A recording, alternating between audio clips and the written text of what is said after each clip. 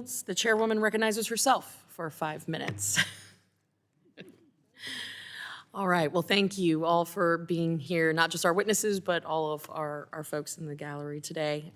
You know, too often, and I think you've heard this today on both sides of the aisle, we say that we have a healthcare system, but what we really have is a sick care system that is wrapped in layers and layers of paperwork and bureaucracy. For years, Washington has promised physicians that if they just fill out a few more forms, track a few more metrics, and jump through a few more compliance hoops, that quality would improve and costs would come down. Now, we all know that that is a load of BS. So we find ourselves where doctors are still buried in documentation, patients are still struggling to access care, and independent practices are disappearing. Somehow, the answer always seems to be that more reporting requirements and more administrative complexity is the key.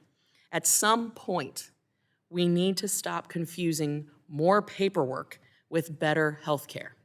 Physicians should, and I believe want, to be focused on keeping their patients healthy and practicing medicine, not spending half their day trying to satisfy another scoring system designed by bureaucrats in Washington, typically a bunch of people who aren't MDs.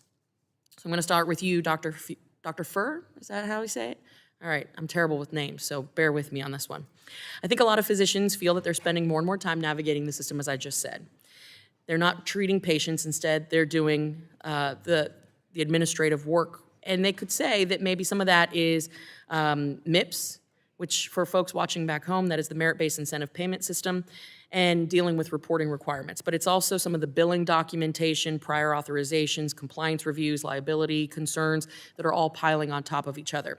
So here we are nearly a decade after MACRA. What changes would actually help physicians that this body could take on that would keep those doctors spending more time with patients and less time doing data entry? I think if you actually looked at primary care and actually did something like a per member per month reimbursement to take care of the patient and manage the patient, so that you would have the money to invest in the technology and staff that you need, and incentivize them to take care of that patient and manage them over time rather than just their acute illnesses. That's been done before with HMOs and others, and has been very effective. And then you would be focused on managing the patient and not just managing the metrics. You know, sometimes I tell a patient, you might be having a heart attack while I'm sitting here, but I'm gonna make sure I got all your numbers right. So, you know, you gotta focus on the patient, what's there before you. It's almost like we should prioritize patient outcomes rather than metrics. Yes. Novel idea. I'm going to pivot to you. I'm going to butcher this, but I'm going to try. Dr. Mastashari? You got it. Yes. All right. Well, you noted in your testimony that MIPS has not really worked the way that Congress has intended under MACRA.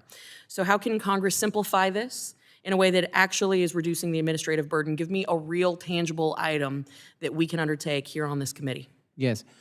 One point first, on your first question, a lot of the paperwork that's put in place, the prior authorizations, the denials, the utilization management, the narrow networks that people are sick and tired of, those are all attempts at cost containment in a fee-for-service And Doc, I'm up against the clock. We can all agree that the insurance people are horrible. So let's get to my point. Let's get to my question.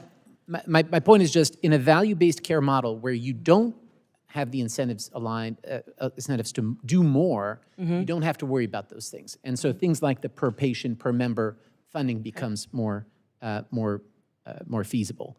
In terms of the specifics on MIPS, one, the efficiency measure, the cost measures should be taken directly from the Medicare Shared Savings Program, ACOs. Quality measures should come out of any system, not just the electronic health record, and we should have a mandatory standardized set of quality measures for every one of the types of specialties, including primary care, not a pick-your-own adventure, so that the measures can actually be relied upon. Perfect, thank you. And I'm gonna turn to you, Dr. Smetherman. Heck yeah. Your testimony also highlights concerns with how MIPS applies to radiology and other specialty providers, especially when it comes to reporting and the one-size-fits-all metrics. Anybody who knows me knows that I think the one-size-fits-all model is awful. So talk to me about the reforms that you would implement to make these programs more clinically relevant and less burdensome for our specialists. Well, I think that for radiologists who are involved at different points of the patient's care journey, but really don't control the whole outcomes. Having things that are specialty specific, that really apply to the work that we do and the quality of that work would be incredibly helpful and much more meaningful than the one-size-fits-all model we have today. Excellent. I went exactly 5 seconds over my time, so I will yield at this moment.